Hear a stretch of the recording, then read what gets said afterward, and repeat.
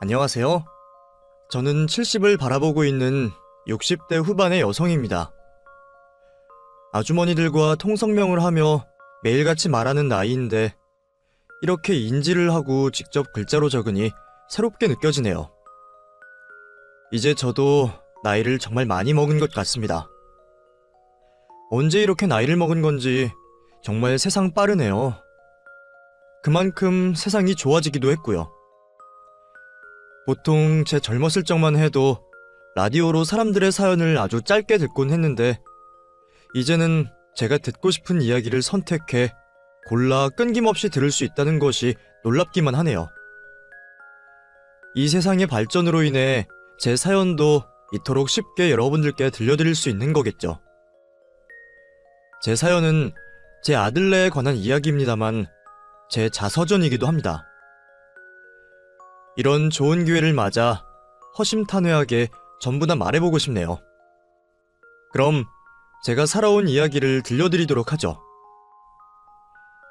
요즘 태어난 아이들은 대부분은 도시에서 태어났겠지만 저 때만 해도 시골에서 나고 자란 아이들이 많았습니다. 저 또한 그랬죠. 농사일을 하시던 부모님 밑에서 저는 이녀 중 막내로 태어났습니다. 언니는 겨우 저보다 1살 많았을 뿐이지만 어린 저에게는 엄마를 대신해 저를 돌봐주는 어른 같은 존재였죠. 그 따뜻한 가족들 품에서 저는 행복한 유년 시절을 보내고 있었어요. 그러다 같이 놀던 언니 오빠들에게 처음으로 도시 이야기를 듣게 되었죠. 말로만 들으면 그런 별천지가 없었습니다. 무서운 것들도 투성이라 했지만 그만큼 재미있고 신기한 것들이 상상도 할 수 없을 만큼 많다고 했어요.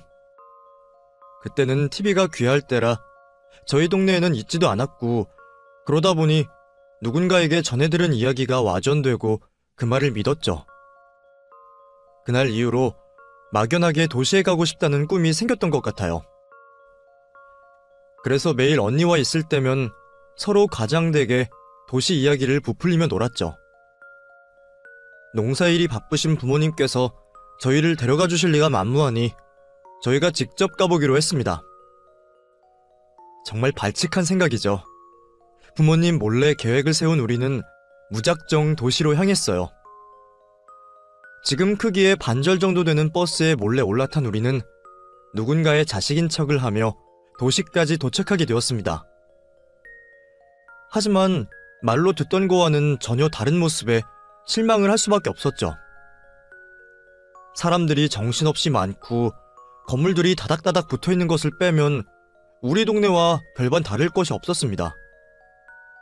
그래도 확실히 볼 것들은 많더군요. 처음 보는 것들에 정신을 팔렸던 저는 언니의 손을 놓치게 되었고 한참이 지나다 언니와 떨어졌다는 걸 알게 되었습니다. 그때부터 계속 엇갈렸는지 서로를 찾지 못하게 되었죠. 한참을 언니를 찾다 지쳤던 저는 건물 한켠에 쪼그려 앉아 있었죠. 마침 도시에 볼 일이 있어 나온 동네 아저씨를 보게 되었고 아저씨께 언니를 찾아달라 졸랐습니다. 아저씨는 버스가 끊기기 전까지 저를 데리고 언니를 찾아다녔고 경찰서에 가셔서 신고도 해주셨어요. 그리고 부모님이 있는 집까지 데려다 주셨죠. 저는 돌아올 수 있었지만 아직 언니를 찾지 못했습니다. 부모님께서는 생업도 내려놓으시고 언니를 찾기 위해 도시를 왔다 갔다 하셨죠. 하지만 언니는 어디로 간 것인지 찾을 수가 없었고 결국 부모님도 포기를 하시고 집으로 돌아와 생업을 이어가셨어요. 그때는 남의 집 애를 다른 사람이 데려가 키우기도 하고 부모가 있던 아이도 거리에서 방황을 한다는 이유만으로 고아원을 갈 때라 부모님께서는 언니를 찾을 수 없다고 생각하셨나봐요. 그렇다고 영영 볼 수 없을 거라고도 하시지 않았습니다. 언젠가는 살아서 볼 날이 있을 거라며 언니를 잊지 말고 찾으라 했어요. 이후 시간은 아무 일 없다는 듯 흘러갔고 부모님과 저도 평범한 일상을 보냈지만 제 마음속에는 무거운 돌덩이 하나가 올라가 있게 되었죠.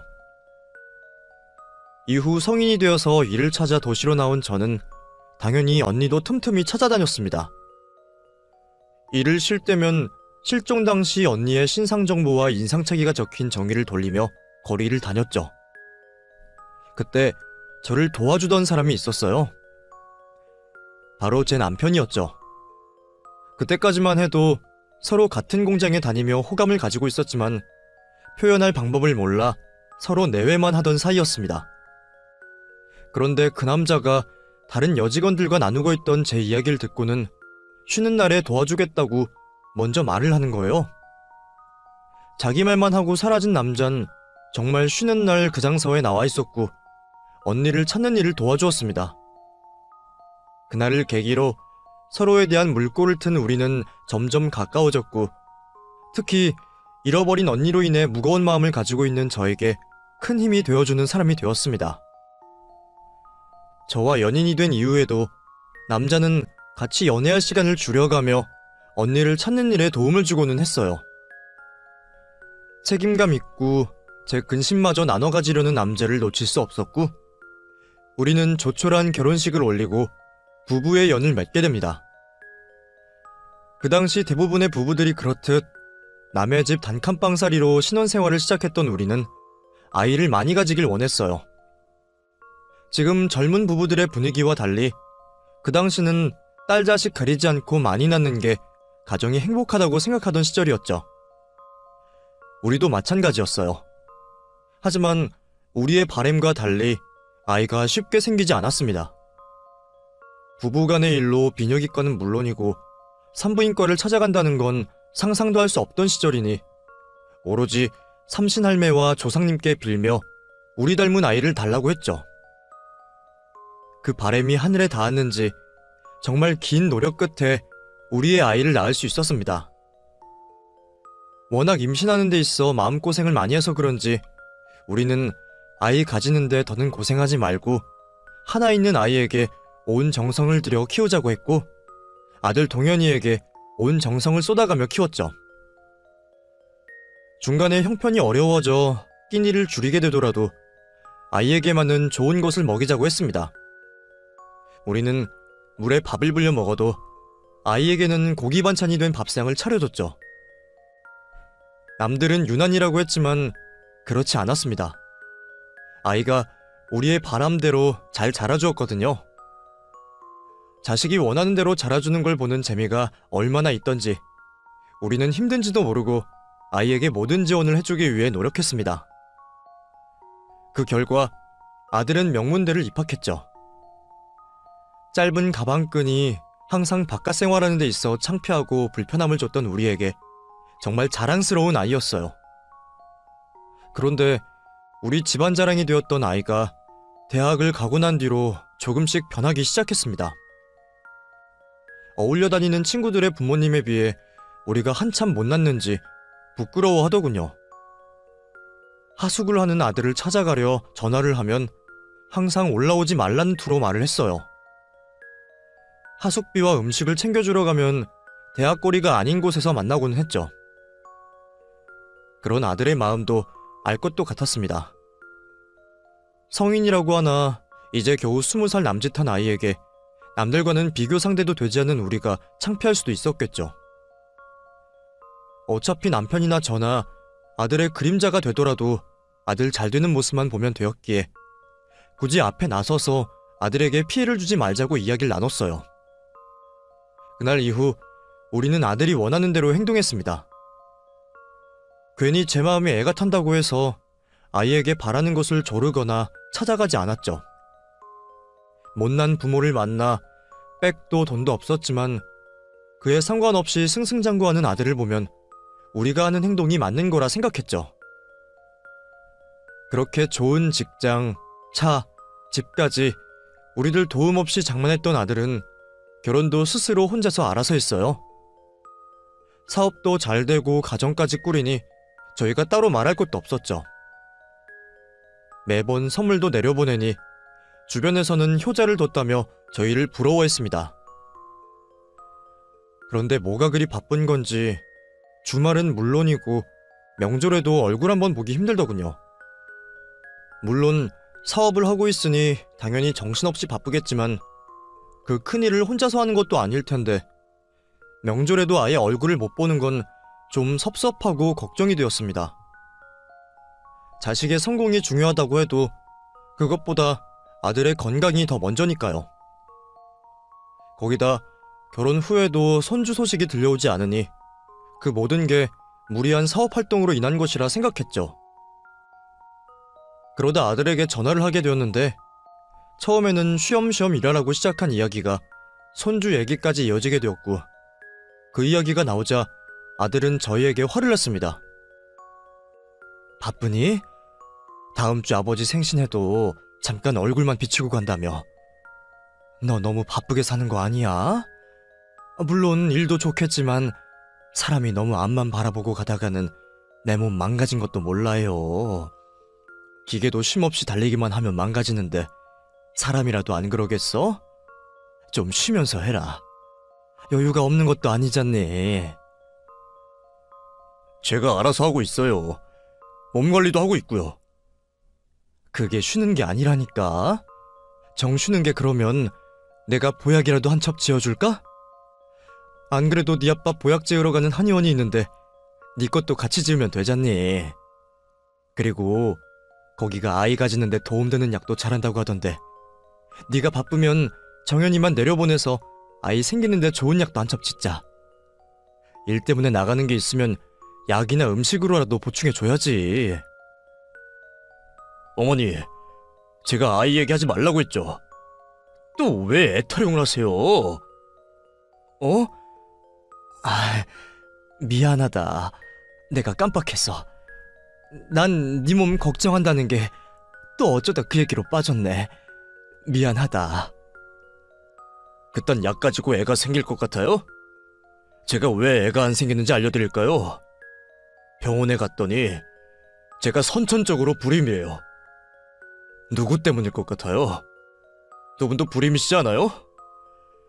왜 물려줘도 그런 걸 물려주시냐고요. 솔직히 제가 여기까지 올라오는데 아버지 어머니께서 해주신 게 뭐가 있어요? 제가 알아서 이 자리까지 올라온 거 아니에요. 그런 자식 덕에 선물도 좋은 것 받고 남들 부러움도 받으면 좀 가만히 계셔주세요. 제가 대학생 때부터 항상 바래왔던 거잖아요. 안 그래도 애 문제 가지고 정연이랑 싸웠는데 왜 또 애 얘기를 꺼내세요? 이제 제가 앞으로 연락드릴 때까지는 저나 정연이에게 먼저 연락하지 마세요. 그럼 이만 끊을게요. 화가 나기보단 충격으로 다가왔습니다. 아들이 불임이라니 아들 말처럼 모두 우리 탓인 것만 같았죠. 안 그래도 힘든 아들을 자극한 것 같아 미안했어요. 그날 이후 아들이 저희에게 하는 연락이 줄어들며 부모 자식 간 사이가 소원해지기 시작했죠. 아들 소식이 매일 궁금했지만 주변 사람들이 잘 되고 있다는 소식에 대신 안도하며 살았어요. 그러면서 나이 들어 자식에게 기대는 부모가 되어선 안 되겠다는 생각으로 일을 손에서 놓지 않으며 살아가고 있었죠. 그래도 우리 부부에게 서로가 있어서 다행이었어요. 아들의 일로 힘들 때면 서로가 서로를 위로해주며 버티고 살 수 있었거든요. 그렇게 흘러가는 시간 속에 아들과는 화해를 하지 못한 채 있었죠. 그러다 남편이 사고로 세상을 떠나게 되었습니다. 자동차 사고였어요. 병원에 일찍 도착하여 살 줄 알았는데 점점 의식이 흐려지던 남편이 결국에는 세상을 떠나게 되었죠. 자신의 삶이 얼마 남지 않았음을 알았는지 남편은 의식이 있을 때 저에게 남은 인생 마음껏 즐기다 오라는 유언을 남겼습니다. 그땐 그 말이 유언이 될지도 모르고 빨리 말을 끊었는데 이렇게 될 줄 알았다면 나에게 해줄 말을 좀 더 들어볼 걸 그랬어요. 지금까지도 그 순간이 후회로 남네요. 그렇게 남편의 죽음을 받아들이고 장례를 치러야 했던 저는 오랜만에 아들에게 연락을 했습니다. 아들 또한 아버지가 돌아가셨다는 말에 놀라 한걸음에 병원으로 찾아왔죠. 그전까지 겨우 참고 있던 눈물이 아들을 보자 왈칵 쏟아졌습니다. 그제서야 마음 놓고 기댈 수 있는 아들의 품에서 남편 잃은 슬픔을 토해냈죠. 눈물을 다 쏟아내고 이제 아들과 며느리 얼굴을 보며 장래에 대해 이야기를 하려고 하는데, 이게 어떻게 된 일인지 아들과 며느리의 얼굴이 전과는 너무 다른 얼굴을 하고 있었습니다. 분명 멀끔하게 정리가 잘 된 모습이었는데 이제는 얼굴색도 칙칙하고 생기라고는 하나 없는 모습이었죠. 혹시 아들에게도 무슨 병환이 있나 싶어 걱정을 하며 물어봤어요. 대답하기를 망설이던 아들은 그동안의 근황을 저에게 알렸습니다. 저희와 연락이 소원해지고 나서 언제부턴가 하던 사업이 잘 안 되었다고 하네요. 나중에는 늘어나는 빚으로 인해 사업도 접고 집과 차, 그리고 돈이 되는 거라면 다 팔았지만 그래도 아직까지 해결을 하지 못했다고 했죠. 사회 초년생일 때부터 해오던 사업이니 다른 일은 할 자신이 없어 지금도 힘들지만 비슷한 사업을 하고 있었고, 전처럼 사업이 잘 되지는 않아 어려운 형편에 놓여 있다고 했습니다. 저희에게 화를 낸 지난 일도 있고 자신들 상황도 좋지 못하니 일부러 우리에게 연락도 안 하고 명절에도 못 내려왔었다고 말을 했어요. 그 이야기를 들으니 속이 답답하더군요. 힘들면 당연히 아빠 엄마에게 찾아와 도와달라고 하는 걸 남편과 저 중에 누가 과거 일로 문제를 삼는다고 혼자 앓고 있었다니. 혼자 끙끙거렸을 아들과 며느리를 생각하니 제 속이 더 아팠습니다. 이제라도 솔직하게 말해줘서 정말 다행이었어요. 우선 남편의 장례를 치르고 나서 그 일을 더 이야기하기로 했죠. 남편의 장례를 마치고 그 슬픔이 채 가시기도 전에 전 바쁘게 행동해야 했습니다. 아들 동현이에게 도움을 줘야 했거든요. 우선 가장 필요한 게 무엇인지 묻는 제 물음에 아이는 어렵게 돈이 필요하다는 말을 꺼냈어요. 남편 사고로 받게 될 돈이 있으니 그 돈으로 아들을 도와주기로 했죠. 이후에도 동현이는 사업이 잘 풀리지 않는지 가끔 저에게 돈을 빌려가곤 했습니다. 그렇게 시간이 좀 지나고 저도 몸 이것저것이 고장이 나면서 일을 그만두고 집에서 쉬게 되었죠. 그때 아들이 저에게 찾아와 부탁 하나를 하였습니다. 엄마, 저 죄송한데 사업하는데 돈이 더 필요해서요. 제가 대충 알아보니까 이 집이랑 가지고 계신 땅이요. 그걸로 저 좀 도와주시면 안 돼요? 대신에 제가 앞으로 쭉 엄마 모시고 살게요. 아들이 힘들다고 하는데 집이 대수겠어요? 어차피 제 몸 하나 누릴 곳만 있으면 되었습니다. 안 그래도 수척해진 아들 며느리가 매일 마음에 걸렸는데 제가 같이 살며 몸보신도 좀 시켜줘야겠다고 생각했죠. 부모가 자식 도와주는 게 당연한 거라 생각하고 고민도 없이 집과 땅을 팔아 아들네 집으로 들어갔습니다. 하지만 제 도움에도 무엇이 잘못된 건지 아들이 하는 일은 계속 안 됐습니다. 마음 같아선 굿이라도 한번 하고 싶을 정도로 하는 일마다 막히기만 했죠.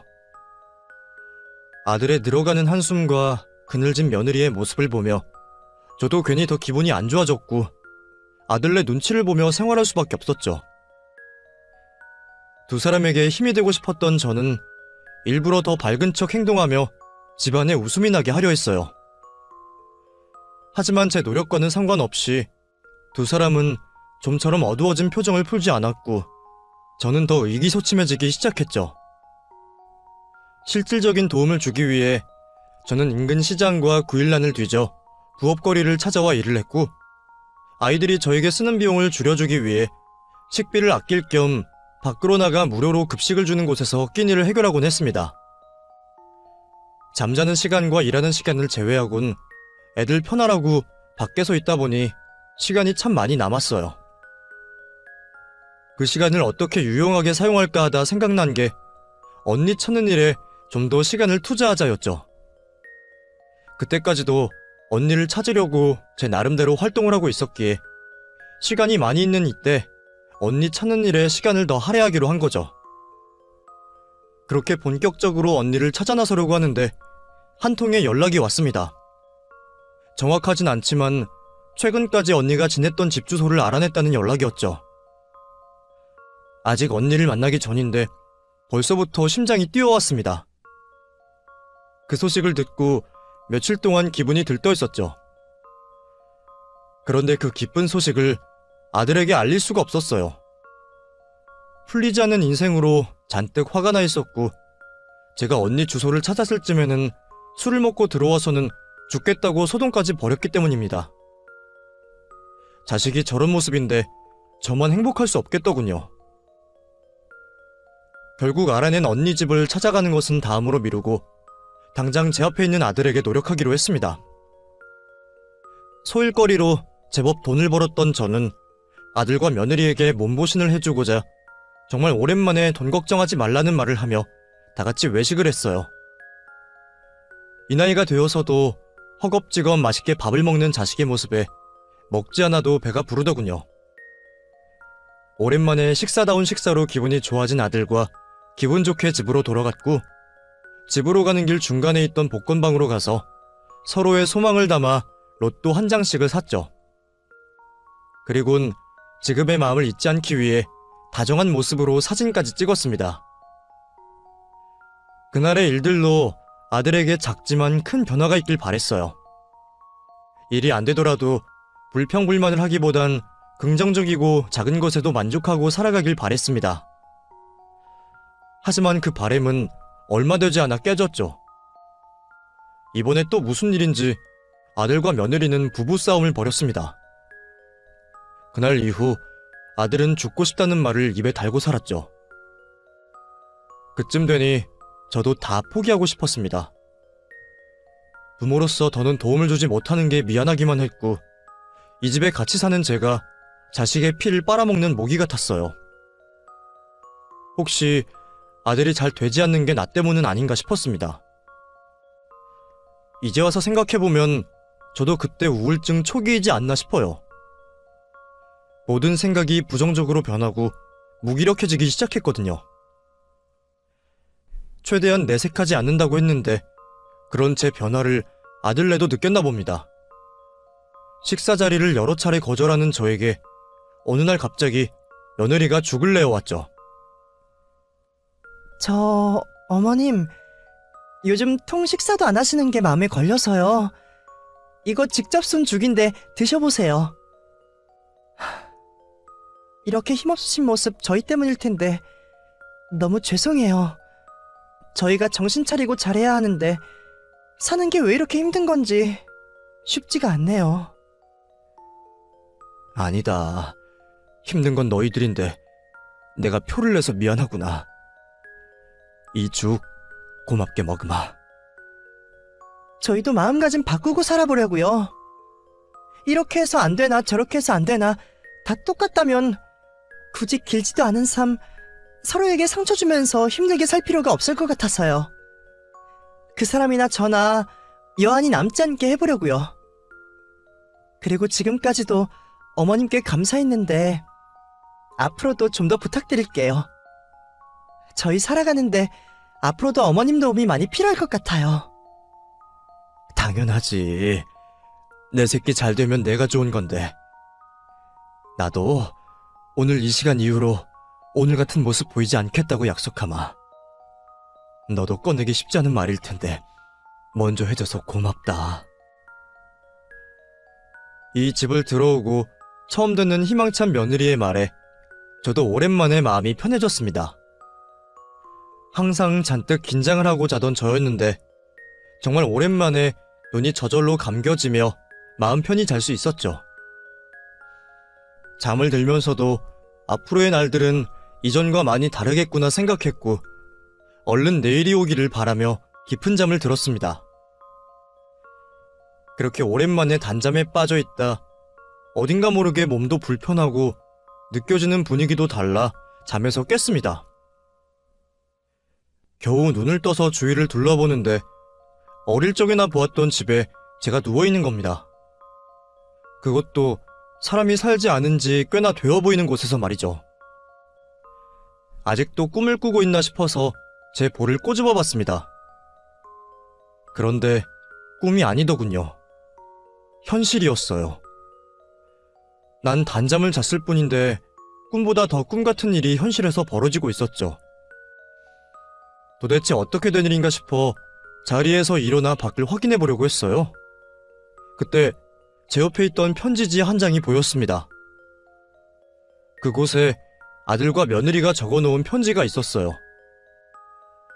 그리고 왜 나를 이곳으로 데려왔는지도 적혀 있었죠.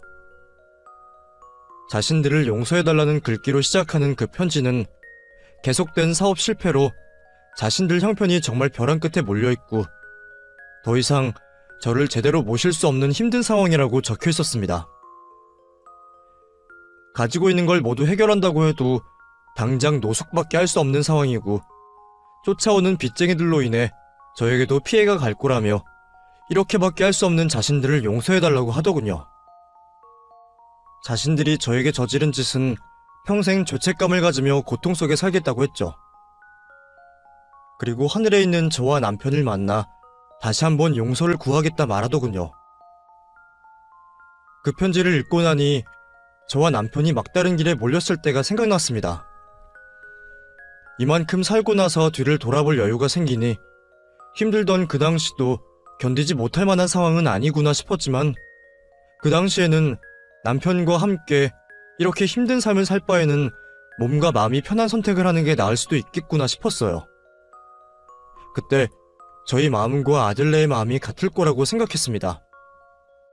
어쩌면 저희보다 아들네가 더 힘들었을 거예요. 남부럽지 않던 삶에서 밑바닥까지 떨어지고 재기의 노력을 해보지만 늪처럼 계속 잠기기만 했으니까요. 그래서 이런 극단적인 선택을 했을 거라 생각했습니다. 제가 아들의 부모가 아닌 제3자였다면 저 역시도 부모를 죽음으로 몰아가는 아들을 폐륜이라며 욕을 했을 겁니다. 하지만 전 아들을 위해 모든 걸 희생할 수 있는 엄마였어요. 내 죽음으로 아들이 잠시나마 숨통이 트인다면, 그렇게 해서 다시 열심히 살아볼 생각이 생길 수도 있다면 문제될 건 없었습니다.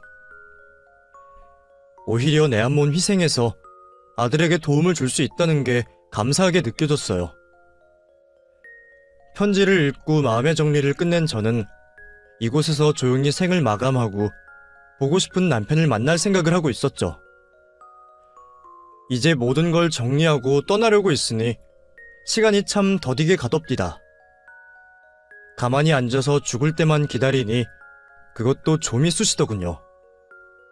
가장 오래된 기억부터 하나씩 살펴보려 하는데 그제서야 이 세상에 남은 단 하나의 아쉬움이 떠올랐어요.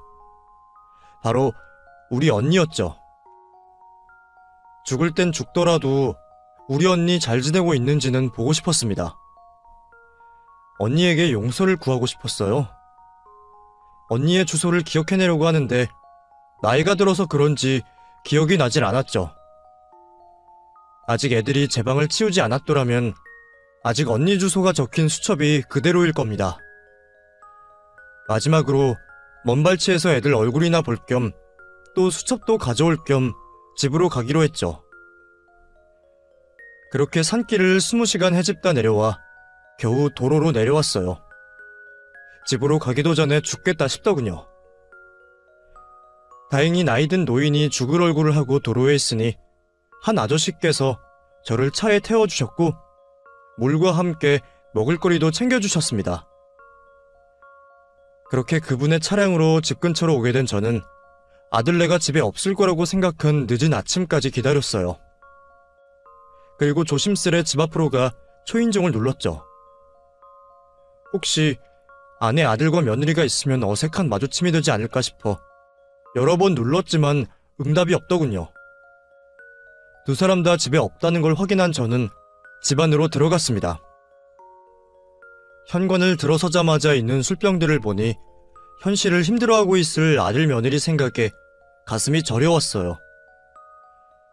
그렇게 겨우 한 발자국씩 떼며 집 안으로 들어갔는데 생전 처음 보는 광경이 펼쳐져 있었습니다. 말 그대로 거실이 꽉 차도록 한 상이 차려져 있었어요. 그 정도의 음식량이면 이 집에 들어올 수 있는 사람이 모두 먹는다고 해도 다 먹지 못할 정도였습니다. 정말 이 세상 음식이란 음식은 다 모여있는 가운데 자세히 보니 펼쳐진 음식 모두에 사람이 먹은 흔적이 있더군요. 지저분하게 먹다 만 채로 있는 밥상과 현관앞 외에도 여기저기 나뒹구는 술병들을 보아하니 안 좋은 생각이 머리를 스쳤습니다. 혹시 아들과 며느리가 극단적인 선택을 하기 전 마지막으로 한 행동들은 아닐까 하고 말이죠. 놀란 마음에 급히 안방 쪽으로 가서 문을 열었는데 이게 무슨 일인지 두 사람 모두 다 집이 떠나가도록 코를 골며 잠을 자고 있는 겁니다. 무사한 아들과 며느리를 보고 그제야 마음이 놓여 이전까지 맡지 못하고 있던 냄새가 코를 찔렀죠. 도대체 술을 얼마나 먹었는지 온 방에 술 냄새로 가득 차 있었어요. 그 모습이 좀 이상하긴 하더군요. 현지에서 느껴지던 마음가짐과는 달라 보였죠. 수상은 했지만 이 모습도 답답한 속을 풀어내는 행동이라 생각하고 언니 수첩만 챙겨 급히 이 자리를 떠나려고 했습니다. 두 사람이 깨지 않게 조심히 방문을 닫으려고 하는데 방문이 닫히는 사이로 화장대에 올려진 로또 한 장이 보이는 게 아니겠어요? 그것도 소중한 것 마냥 비닐에 정성스럽게 넣어진 상태로 말이죠. 궁금해서 확인을 해보니 제가 산 로또 번호 같았습니다. 제가 조합하는 번호가 있었거든요. 우리 부부의 생일과 아들의 생일을 더하고 빼고 조합해서 하던 번호였죠. 혹시나 싶었던 저는 방으로 들어가 휴대폰을 열어 애들과 로또를 사고 찍었던 사진을 확대해 보았어요. 제 로또가 맞더군요. 제가 예상하는 각본처럼 흘러가는 모습에 또 혹시나 싶었던 저는 로또 당첨 번호를 확인해 봤습니다. 그런데 제가 고른 번호가 로또 1등이 맞는 거예요. 그러니까 애들 안방 화장대에 있던 로또가 1등이었던 거죠. 기뻐 날뛰는 게 당연한데 그럴 수가 없었습니다. 아들과 며느리 입으로 듣지 않았지만 흘러가는 상황들을 보면 지금 무슨 일이 벌어지고 있는지 알 수 있었죠. 당첨된 로또 번호 때문에 저를 버린 거라는 확신이 들었습니다. 이 종이가 뭐라고 현대판 고려정을 한 건지 싶더군요. 우선 본래 이곳을 찾아온 목적이었던 언니 주소가 적힌 수첩을 가지고 밖으로 나왔습니다. 그리고 집 앞에서 한참을 서성거리며 어떻게 해야 할지 고민에 빠졌죠. 나이가 조금만 더 젊고 남편만 곁에 있었더라면 저 불효막심한 아들과 며느리를 혼내줄 텐데. 하지만 저 혼자 그러기엔 너무 나이 들고 힘 하나 없는 노인네였어요. 개인적으로 해결할 방법이 없으니 도움을 받기로 했습니다. 바로 경찰서를 찾아간 거죠. 경찰서로 간 저는 아들과 며느리에게 학대를 받았다며 노인 학대로 신고를 하겠다 말했습니다. 그리고 경찰분들에게 증거가 없어지기 전에 아파트 CCTV나 제가 잠에서 깬 산 인근 CCTV를 확보해달라고 말했죠. 잠든 노인을 데려갔으면 분명 어딘가에는 저를 업고 있는 동영상이 찍혀있을 거고 그건 증거가 될 테니까요. 우선 사건 접수를 해주신 경찰분들은 제게 몇 가지 확인을 했고 집에서 산까지 가는데 아무것도 못 느낌을 수상해 하시곤 약물 검사도 받자고 하셨죠. 검사를 받기 위해 기다리고 있던 저는 확인을 하기 위해 경찰서로 온 아들과 며느리를 마주하게 되었습니다. 저를 고의로 버린 게 맞냐는 경찰의 물음에 두 사람은 억울해하며 거짓말을 했어요. 두 사람과 마주치지 않게 분리된 방 안쪽에서 있었던 저는 그 거짓말을 듣고 가만히 있을 수가 없었습니다. 문을 열고 억울해하는 두 사람에게 나를 버린 게 맞지 않냐며 화를 냈죠.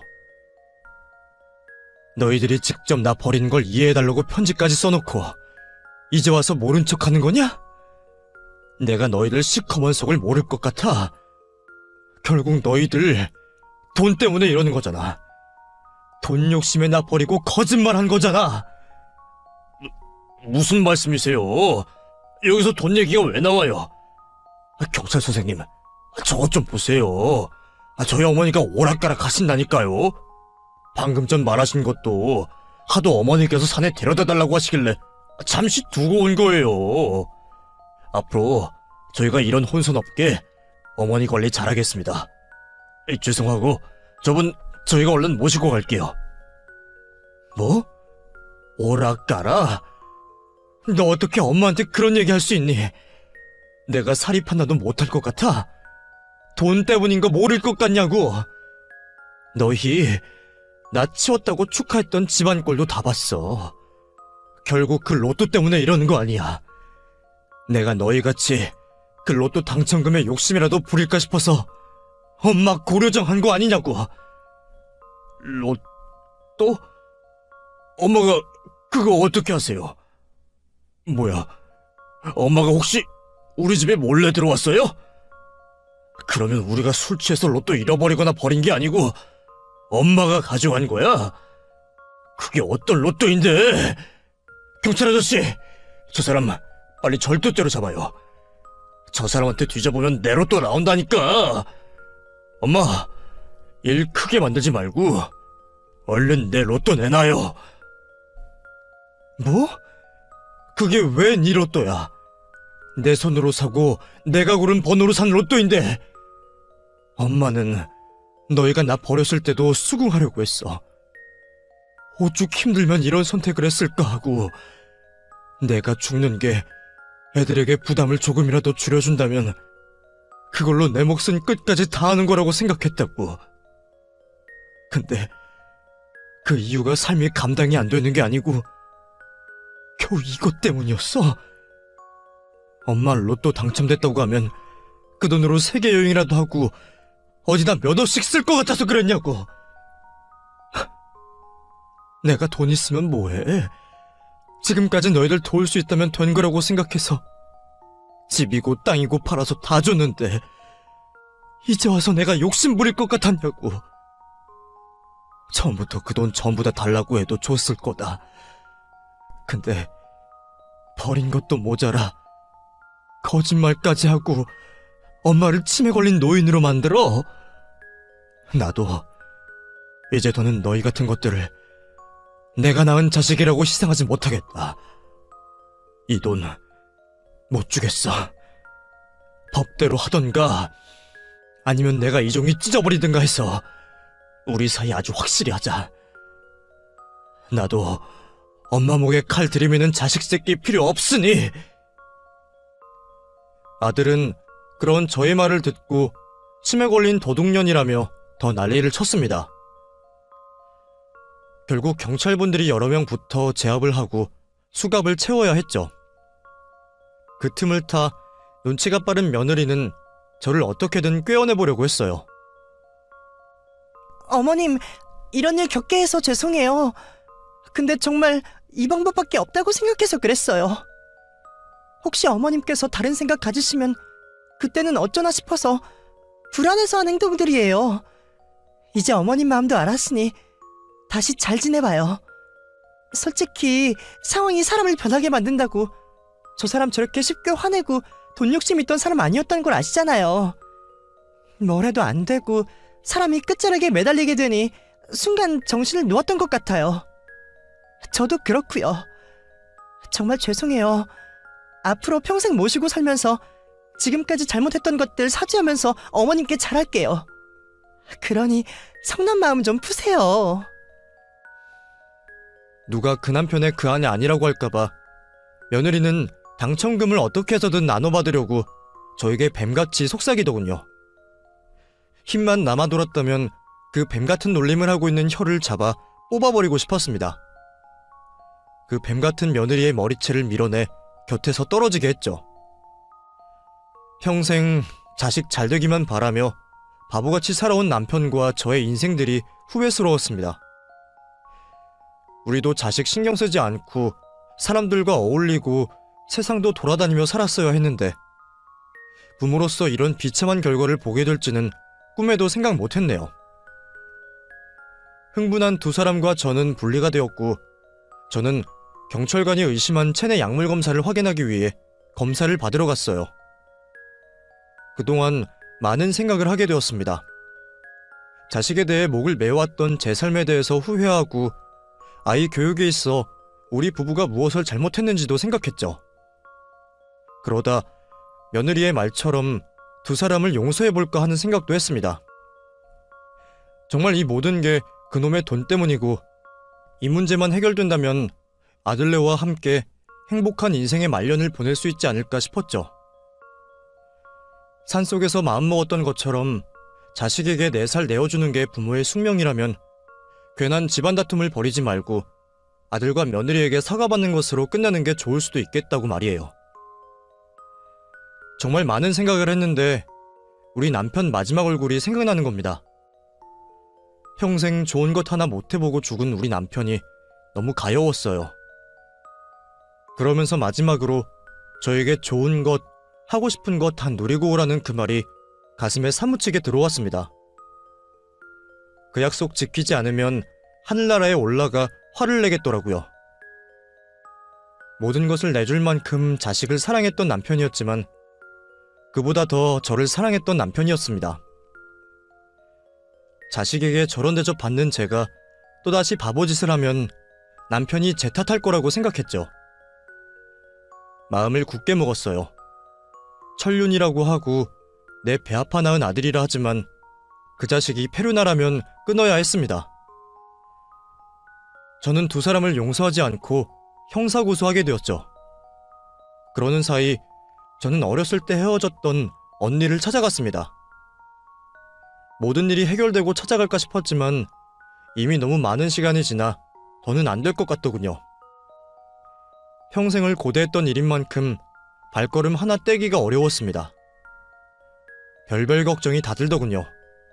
이미 그 자리에 언니가 없으면 어쩌나, 나를 찾아다니다 고아가 된 이유를 원망하면 어쩌나 싶었죠. 정말 가다 돌아서다를 여러 번 반복하다 큰 결심을 하고 집 초인종을 눌렀습니다.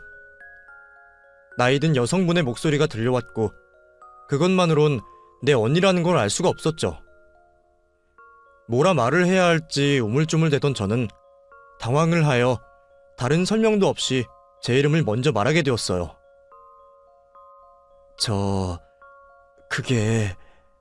저 에란이에요. 혹시 여기 영란이 언니 집이 맞나요? 상대방의 대답이 없는 걸 보니 미친 사람쯤으로 생각한 것 같았어요. 이번에도 내가 너무 늦었구나 싶어서 힘없이 발길을 돌아서려는 그때 현관문이 열리며 누군가가 다급히 제 이름을 외치곤 내려오고 있었습니다. 제 이름 소리에 다시 대문으로 간 저는 평생 못 볼 줄 알았던 우리 언니를 보게 되었습니다.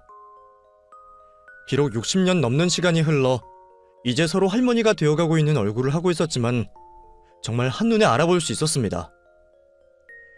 우리는 누가 먼저라고 할 것 없이 60여 년 전 놓쳤던 손을 마주잡았고 서로가 서로의 품에 안겨 눈물을 쏟아냈죠.